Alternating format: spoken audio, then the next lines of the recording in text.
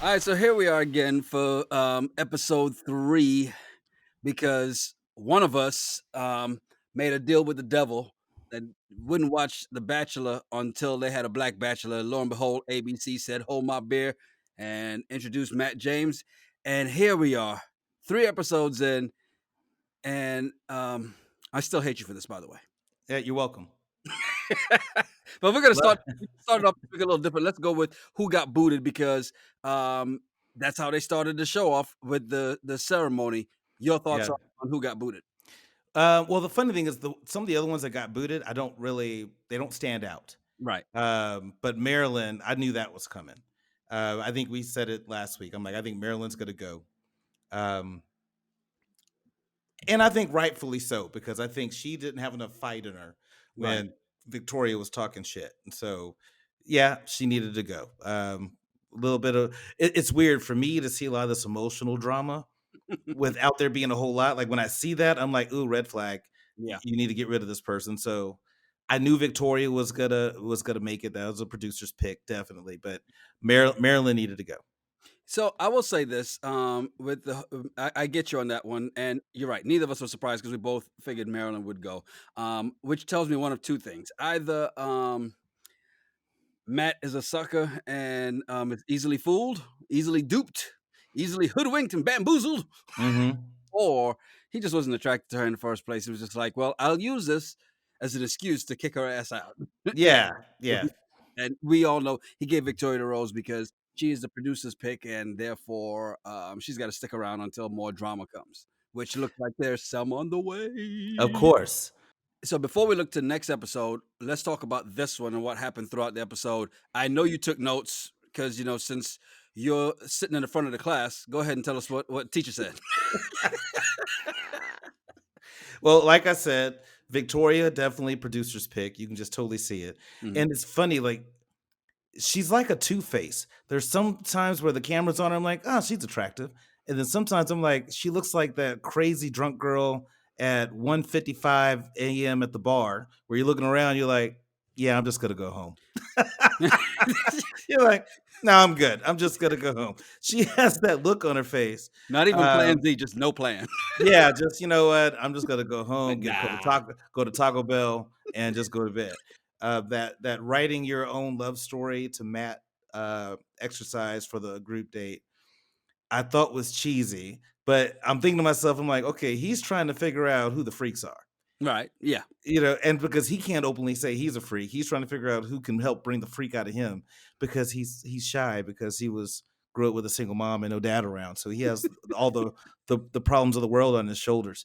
But I knew that Victoria was going to be the raunchiest Yeah. story. I think they should post those letters on the website and let us read them because they bleeped out so much stuff.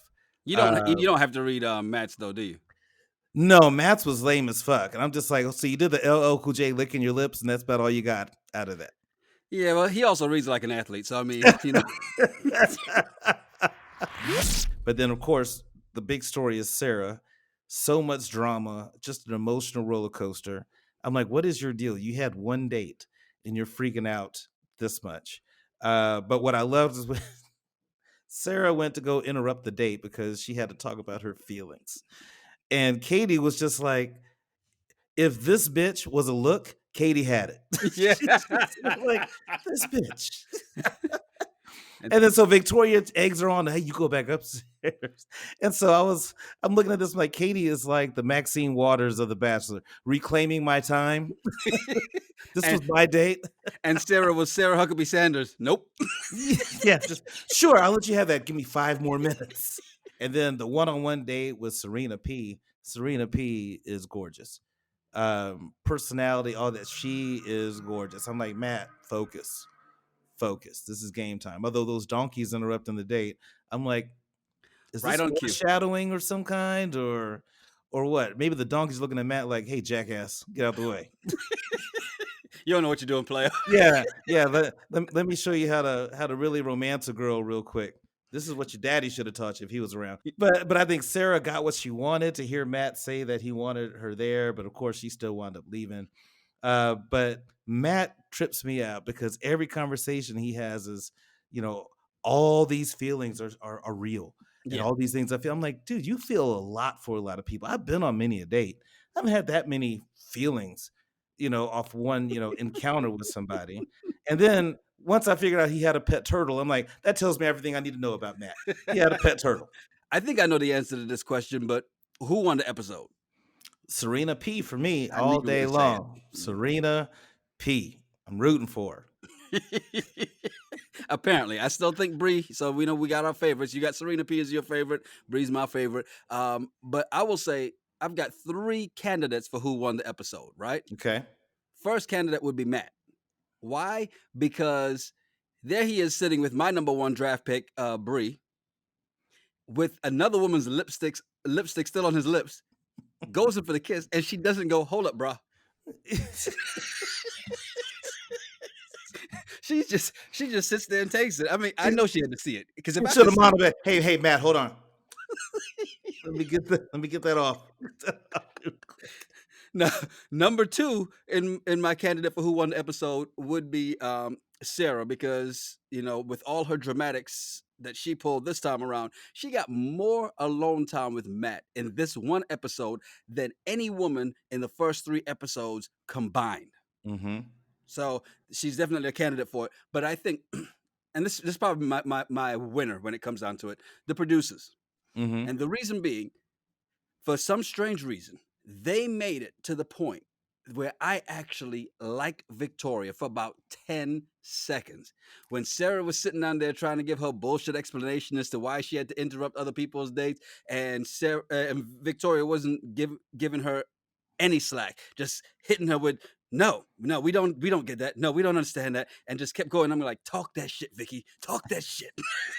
Oh, she's Vicky now, huh? Yeah, yeah. Hey, for 10 seconds, only 10 seconds. After that, it was back to shut up, Victoria. So I totally I'm with you on that. And what made me laugh about Victoria looks like that type of girl that's gonna talk shit. Mhm. And then when she gets popped in the eye, she's like, oh my God. Like just Yeah, all shocked and just all the dramatics around it. Like, I can't believe you just hit me. It's like, do you see all the shit you've been doing? She's just a mess. She's just gonna talk it. And she only talks it to the people she knows are not gonna punch her in the face. yeah. Because look at who she's going after. Marilyn, soft. Sarah, yeah. Right? Sarah, soft. She ain't Mhm, gonna go to that mhm. Ethiopian girl talking shit. Nope. Ethiopian girl be like, oh really, bitch?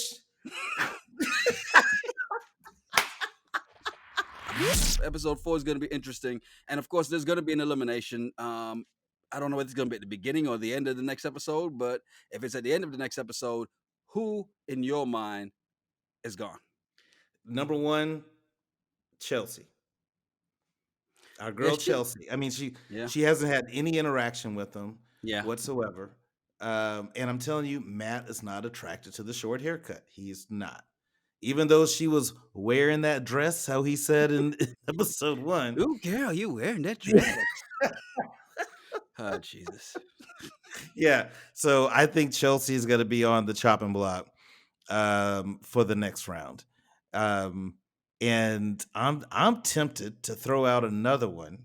Uh-huh. I'm listening. I don't think Bree's going to make it. Really? Yeah. Wow. Don't That's think Bree's bold. going to make it.